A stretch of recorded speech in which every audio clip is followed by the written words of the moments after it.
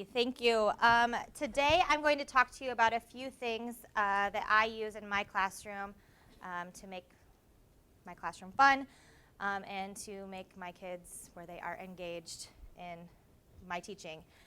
Who I am at first, I'm Nicole Jansen. As our speaker we went to on Friday said, I'm that teacher who has no life.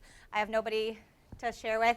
So I'm the kid who helps figure things out for our school and sees what I want to do and bring back to everybody, and then share my nerdiness with all the other teachers. So I'm that kid at our school.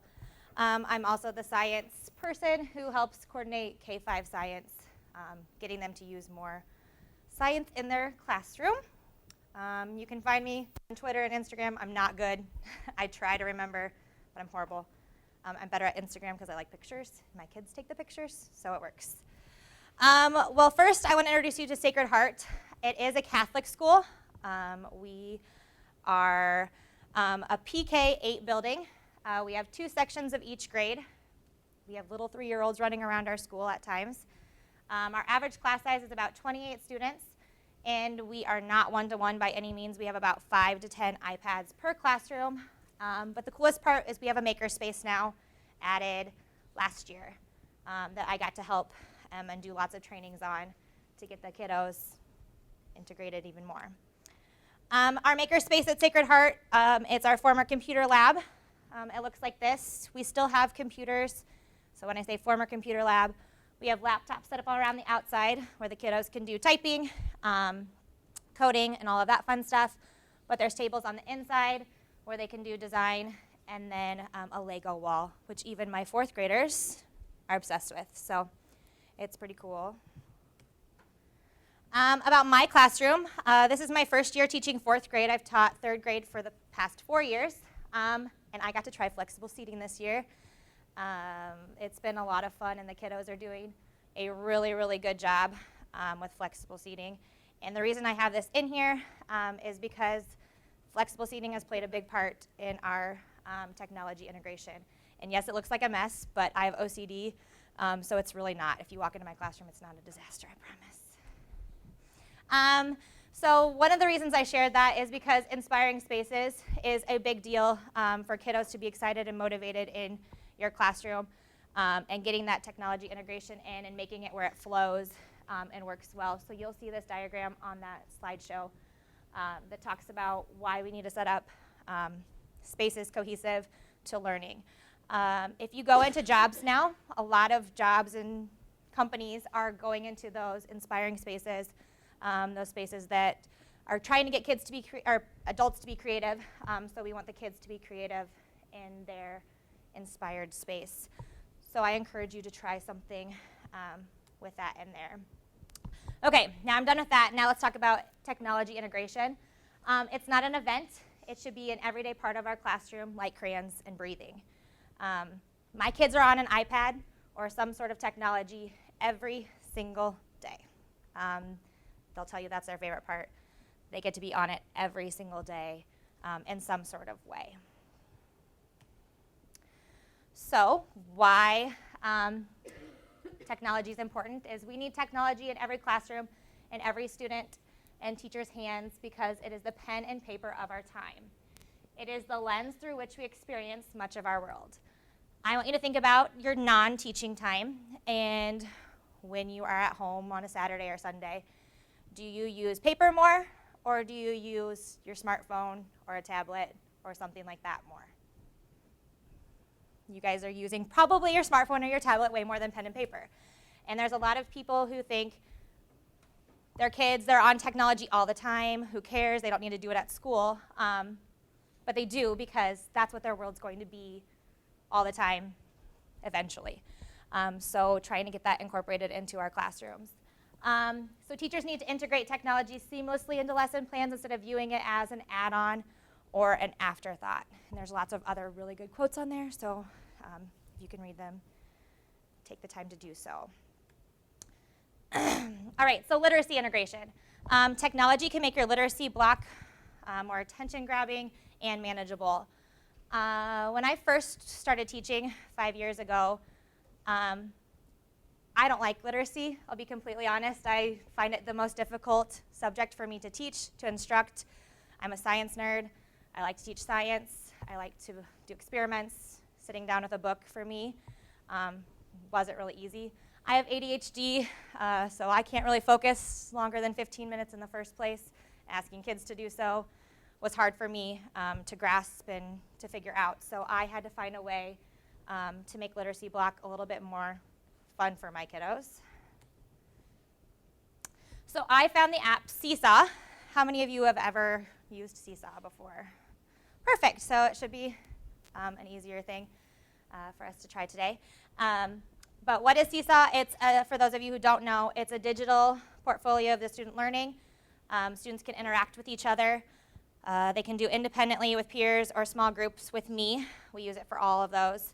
It has really good privacy policies on there for you to read. And then the best part is it's free. So using it for our learning is easy. So today I'm going to walk through how we use Seesaw for our personal narratives. Writing is always one of those tricky topics to get kids motivated on, and I found it to be the most difficult to keep them engaged and keep them going. So we use Seesaw to have where writing is no longer just writing. There is a login page when the kids post. It looks like this. There's an option to post a video, photos, or type notes, and I'm going to walk you through examples of all of those three that we've done for our personal narrative usage. So the first version is to type on notes. Students can type their thoughts or their story on the notes section. This allows for the students to peer conference and use emojis to comment their feedback. So on the whiteboard, not technology, I drew the emojis up there that they should be thinking about when they're using sensory details in their personal narratives, making them excited. So they have these on here, and obviously when they walk in and they see these things written on the board, they're kind of excited as to, what are we going to do today that Ms. Jansen's drawing pictures, because I don't draw. So they're pretty excited about it.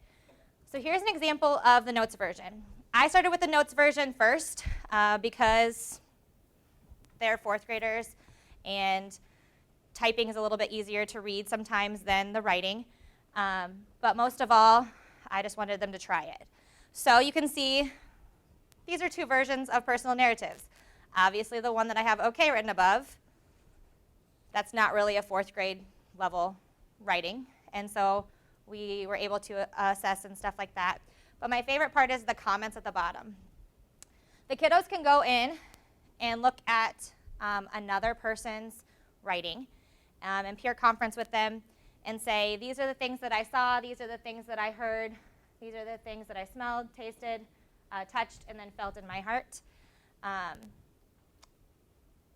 And it was a really big learning experience for me as a teacher that they didn't really understand what sensory details were 100% when they're saying, I wake up in the morning on a Sunday, me and my mom go to church. After that, we go to the donut store and get soft, gooey donuts.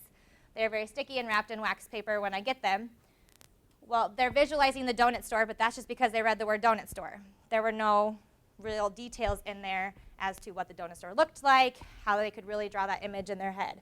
So then that was a reteaching opportunity for me to go back and figure out how to teach them sensory details in their work. The same thing for the next one is they got better at adding more things in, but I used better with a question mark because then did they really add the details that this kiddo is writing his comment on. So this was a great place to start with the Seesaw in the notes thing. But then we took it to a photo. And this has been my lifesaver for me because taking journals and notebooks home was a hassle. And I was over it. I don't like toting all that stuff back in my teacher bag. This helps me where I don't have to take a teacher bag home anymore. I have it all on my iPad or my phone. And I have my phone up here right now because my kiddos are sending me things that they're doing right now while I'm gone on Seesaw. So they take a picture, they write it in their notebook, they take a picture, and then the kiddos can still go in and add those emojis onto the picture, onto the text, where they had something that triggered a sensory detail for them. So this allows for them still to peer conference. but it also allows for me to not have to take their notebook home and the kiddos to have it all in one place in case a paper page rips out, because we all have those moments where their paper rips out of their notebook and they come to you having a heart attack. I can't, I'm going to lose this paper. What do I do? Well, it's on Seesaw. We're okay. The other cool thing is they can draw on there. So if you are one of those teachers who likes to have kids edit using different colors, underlining adjectives, circling subject and predicate, those kind of things in your story, they can do that. That's my lesson right now for the kiddos, so that'll be what they're doing currently. But my favorite part about it is it gives them a chance to show their work off and realize that there's somebody else looking at their work. There's somebody else who is paying attention to what they're doing. They're not just showing it to me. They're showing it to other people in the class. So there's a little bit more pressure on them to produce the work that's appropriate. So also, peer conferencing is awesome, but how do you make sure it's authentic? And how do you make sure that it has meaning and they're not just wasting their time? I have my kiddos team up with an iPad in between them. Recording can be difficult. I will preface that. I have about 4 kids recording at a time on each different corner of my classroom just because the noise gets to be a little much. But this is an example of a peer conference that I had the kiddos do, and they loved it because they got to interrupt. And I said, interrupt when you have a sensory detail that you are noticing. So here's an example of the conference. One day on a fresh morning with the crisp blue sky and sun. Sensory detail. Which one? I can see the crisp blue sky and the sun. Okay, got it. I loved hearing the birds chirp. I am a turkey. I was going to the store to buy some food. I could just taste it and smell it. The smell was driving me crazy, so I had to go. It was 7 o'clock a.m. in the crazy early morning before I got ran over by a cow. It was a long story. Don't ask. But it did hurt when I got ran over. I was running to the store getting what I want. I felt and touched the pumpkin pie and bought it for $1,000. It was really cheap today, so I was choosing a place to go for my secret. My house? No. The outside? In the yard? No. In the woods? Yeah. The woods would be very interesting. I invited everyone and told them to follow the turkey rooms in the woods and not stop. And to my surprise, someone was trying to run Thanksgiving in the woods. But you know what? It was me. Me and my turkey friends had fun, and I felt like this is the best Thanksgiving meal ever. Really? Sensory detail. I felt really good when all the friends came over. It felt really good. Okay, so you can see that she was reading really fast and it was hard for him to interrupt sometimes. But it was a great opportunity for us to see her fluency. First of all, for reading, I could see how she was reading her story. Second, I could see if he was really paying attention and if he was listening to her story, and what we needed to work on. Later on, they went back through and did a peer conference to figuring out you probably should not have used so many exclamation points. We talked about different sentence types. So a lot of my Seesaw guides my instruction onto what I need to do next, what they have so far, what we need to rework on, how they can edit it. Seesaw is a great thing for them to go back in and edit their information. There is a copy and edit button for the kiddos to use, and I'm going to have you guys try it here in a second. It always copies and edits. I have kind of a problem with that. You can't just go in and edit something, but the reality of kids like to delete. Kids like to push delete by accident, and then it just saves those meltdowns. I have one kiddo who would have a meltdown every single time that he tried to copy and edit, I'm sure, because he would be the kid who accidentally hits the delete button. So it's kind of nice that they can go in and copy and edit, and they can share their information with different folders.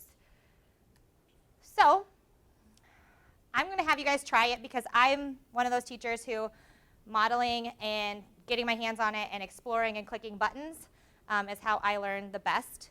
So I'm going to have you, if you haven't already, sign up for Seesaw. You can scan that QR code. And it will give you a free month of Seesaw Plus, which I'll tell you a little bit more about here in a second as to the benefits of that. If you scan it on your computer or that way, it will get you to log in. If you don't have an iPad here, you can do it on the website at seesaw.me. Alrighty, when you've got set up, or you can go back and set up later if you don't have the time right now to get your classroom set up, perfectly fine. I'm actually going to have you take on the role of a student anyways, to a classroom that I have set up for us. My kiddos, again, do this every single day. They log on. There's a QR code for my classroom printed at the back of my classroom, where they walk up, they scan the QR code, and then they're logged in for the classroom. I do teach science to the other class, so they have their own Seesaw account with me, with the other class set up. So they scan their QR code. There's 2 separate ones. Each class has its own QR code. This is the best way for when you don't have one-to-one devices for the kiddos. So I'm going to have you sign out, and you should see this screen. I'm a teacher or I'm a student. And you are going to click, I'm a student today. You can if you turn it to your photo booth thing on, but yes, I'll get that going. Nicole, is that a code to your kids' work? No, this is I created a special class just for this presentation. But yes, there is when you go to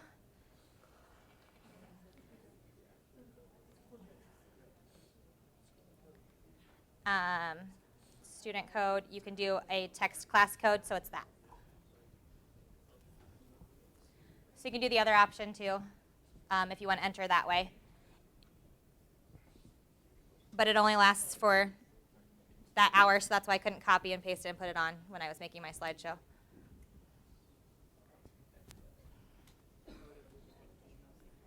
What? Isn't it? Yeah, it's cool. So those of you who say, I don't have an iPad, I can't scan this, it does work on your camera, your selfie cam, as my kids call it, on your computer.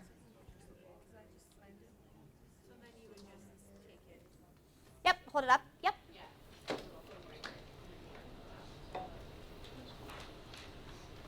Is there anybody who cannot get logged into our class?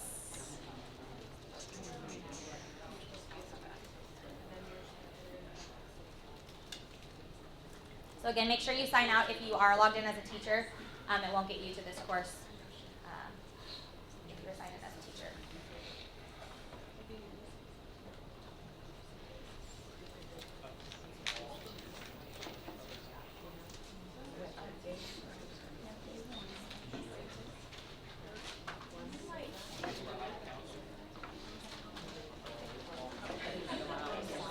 All right, then I want you to check out the main display that you're seeing. This is my teacher display. Yours looks a little different because yours will not say the items in there, but it will show everybody who's in your class with you.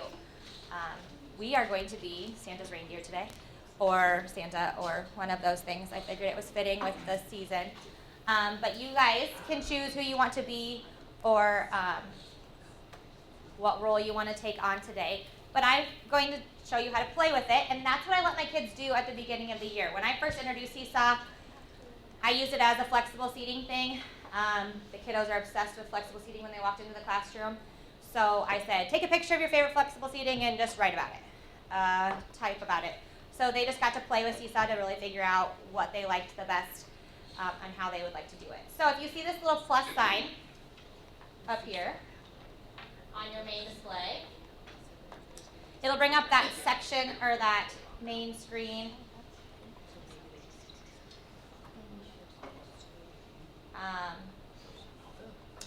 of the 6 things that you could do, right?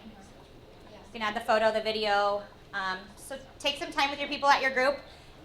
You can either type a note, you can take a picture of yourself and type about yourself.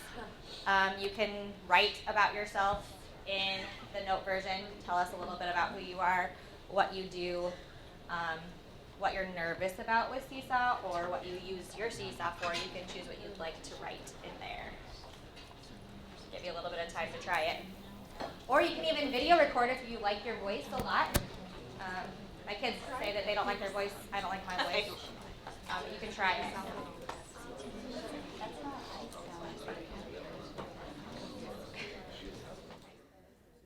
As things are coming through, one of the things about Seesaw is that I have it set up in my settings that I have to approve my kids' posts before they go live onto their folder. I teach fourth grade. Sometimes my kids can be super inappropriate or think that they don't realize that they're inappropriate or have a story that probably doesn't fit in, or I know they can do better.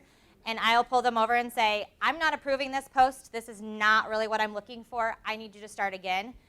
So it doesn't go into their portfolio then. So you'll see up here that I have one unapproved post. That means somebody has posted in our class, and actually now I have 8, but it's probably from, nope, that's all from here. Did you get logged in, Kate? Okay. So I can review the post, and I can say approve. And if you want to, you can approve them all at one time. And you can see them all on there for everybody to see. Now, the thing about, again, that I said is that everybody does have access to the other students' work. There is an option in Seesaw Plus where you can make them into private information or information that they don't share. If you want to do it such as an assessment of some sort, you have that ability. My kids like it. I like it with my kids, that they can see each other's work and then they're called out for not producing good work, or they do a great job with it. So you could see that when you added something, you went through, you added your note. Go back. And you select your folder as to where you want it to go. But this is that option, that time where you could have recorded your voice and you could have read over what you had written. If you want to check your kids' fluency, if you want to check your own fluency, if you want to see how you sound on the computer or on the iPad or on the phone, you can do that on there too.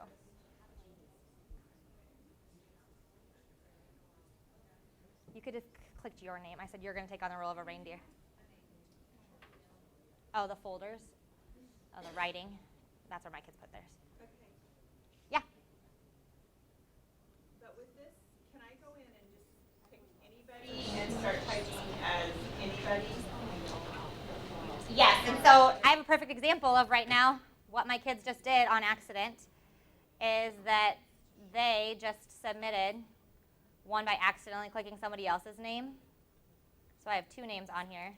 So that's a time when I come in and you can see that there's 2 names right there. Obviously 2 people did not write this story. And I can tell you right now I know exactly who wrote this story. I don't even have to ask. And I can go in and I can say edit item or edit people. That's what I wanted to do, was edit people. But how would you know? And say that's not his. I usually ask them. I know because I know what his writing looks like and what her writing looks like. I'm talking about, so I have somebody, is this different from last year? 'Cause either my kiddos last year would not have done this, or they could not do it. I was thinking that they could not go in and type as somebody else when they logged in. And then this year, at the beginning of the year, I had somebody go in and make a comment as somebody else that was inappropriate, and that person did not make that comment. Right. Because they had not been introduced to Seesaw yet, but And that's why I always have it be where I have to approve them before. And so if they're not appropriate, then I'd call that person over and I'd say, did you post it? Right. But I don't know who it was. I mean, I do know who it was. Yeah.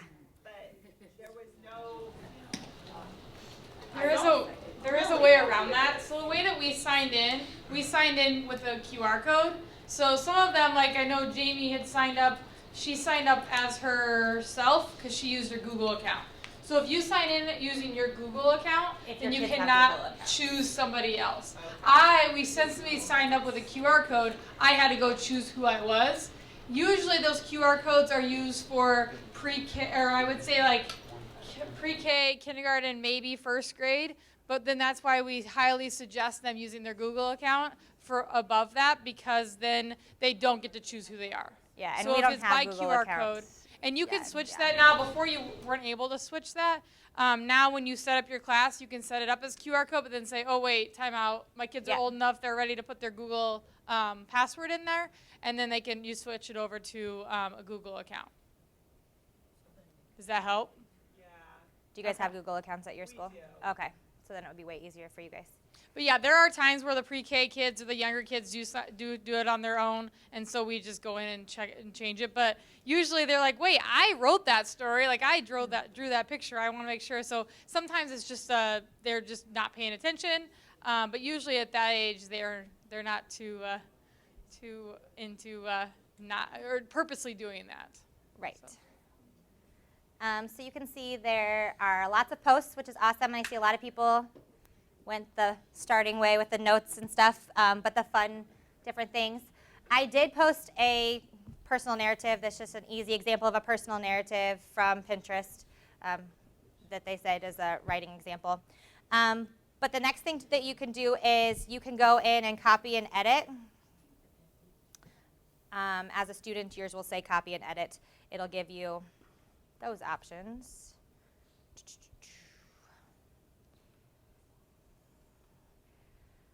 To copy and edit, save and share, we'll talk about here in a second, or print with QR code.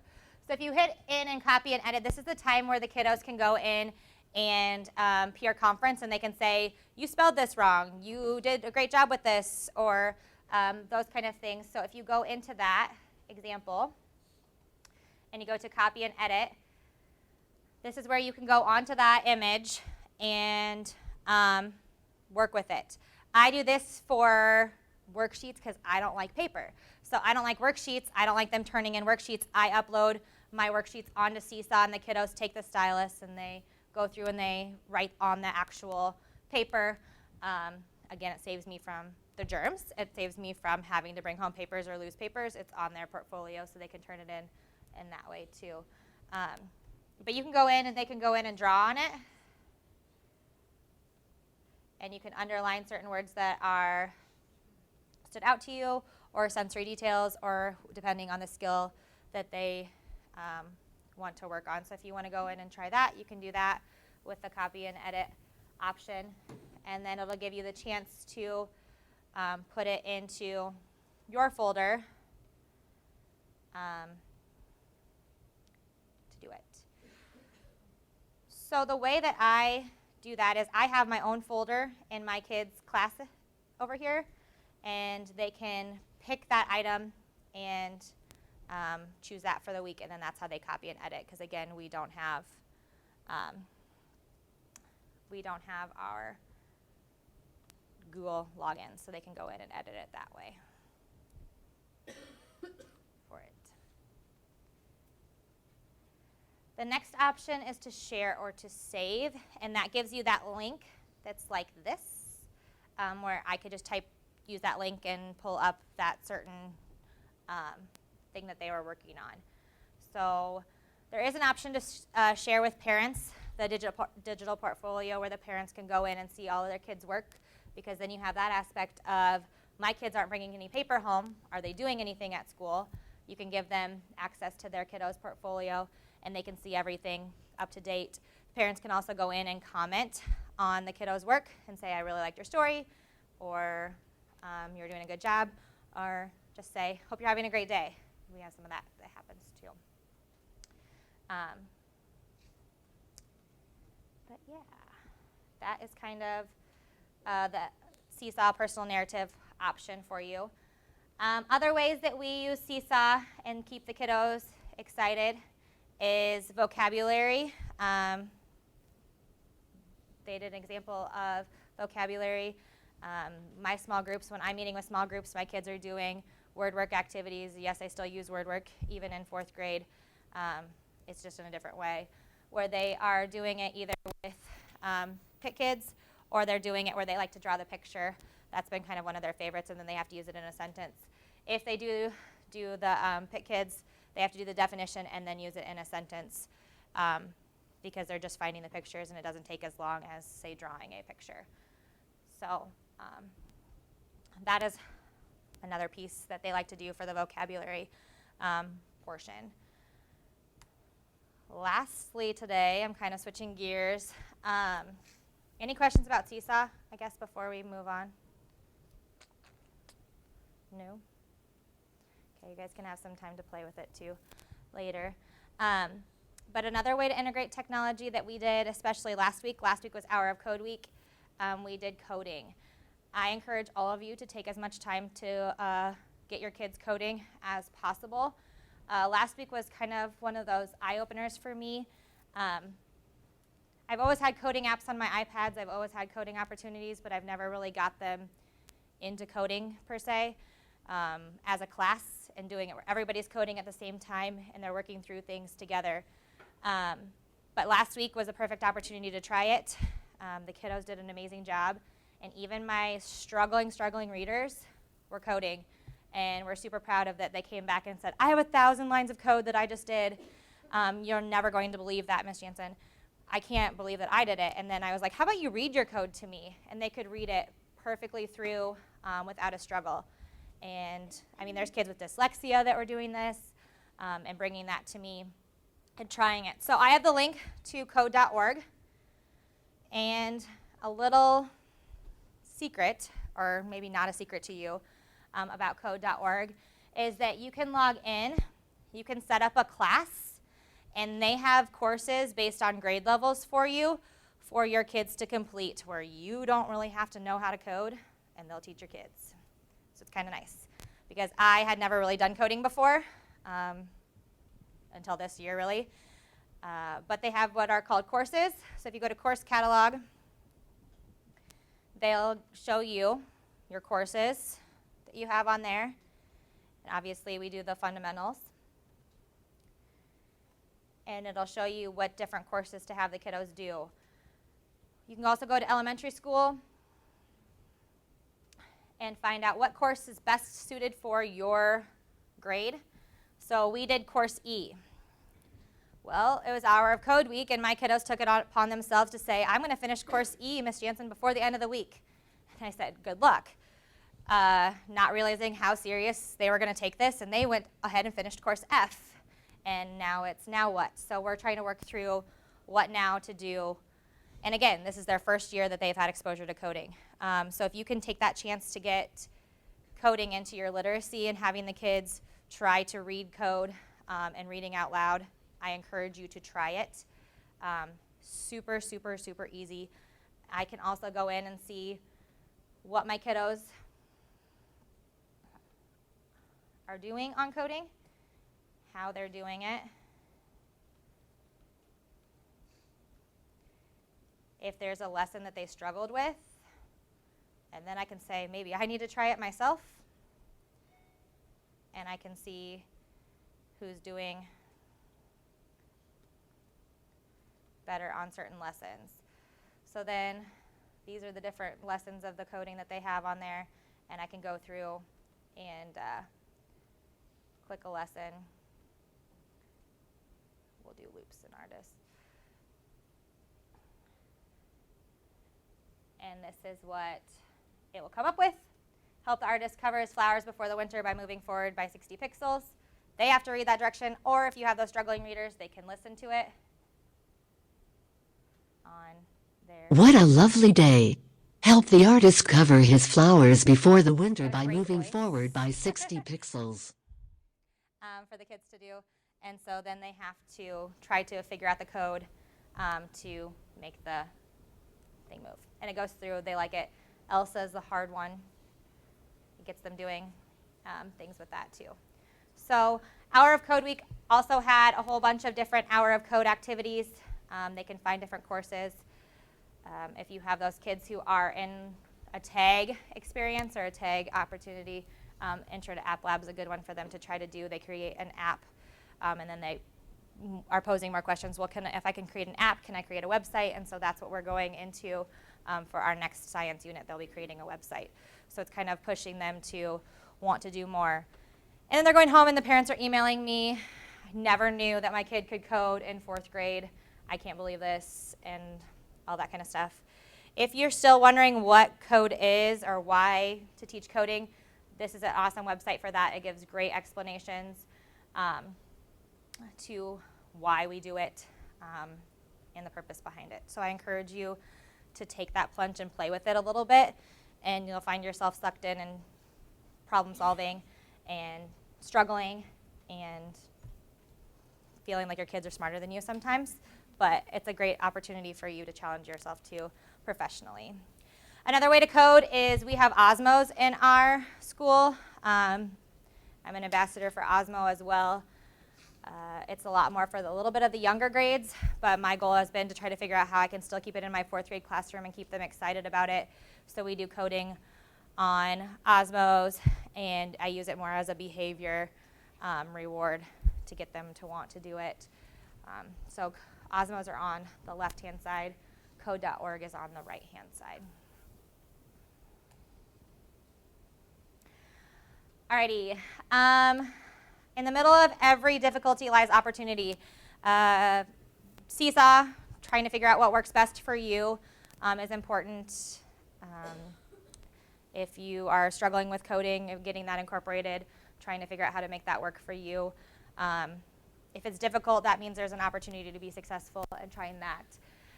The only difference between I'm techie and I'm not techie is the willingness to click on stuff and see what happens. That's why I gave you the opportunity to go on to Seesaw today and figure out what worked, what you liked, what you didn't like. Don't be afraid to click on stuff unless it's a virus. Don't click on that. But click on stuff and learn and try different things out and see what you think about that. And the last one, though, that's super important is tech is an amplifier of good and not so good teaching. So unfortunately, that first note example of Seesaw brought out I missed something when I was teaching them about sensory details. So that made me feel like not really a successful teacher. The good thing was that we could go back and we could reteach, and throughout the year they will continue to increase. So just because you add tech doesn't mean you're automatically a great teacher. It's just a matter of figuring out how to get it to work. If you have any questions, or if you get stuck on Seesaw, or your kiddos are wanting to do Seesaw and it's not working very well, or if you're on code.org and you're saying, I can't remember how to get to a course, feel free to email me. Or you can, I'm not good at Twitter, I'll be completely honest. You can try to tweet me, I guess, and I will try to check that and get back to you that way. But yeah. And also, if you didn't know, there's this website that gives you really cool Google Slide templates, so your stuff can be eye-grabbing. And thanks to my kiddos for letting me share their work. So.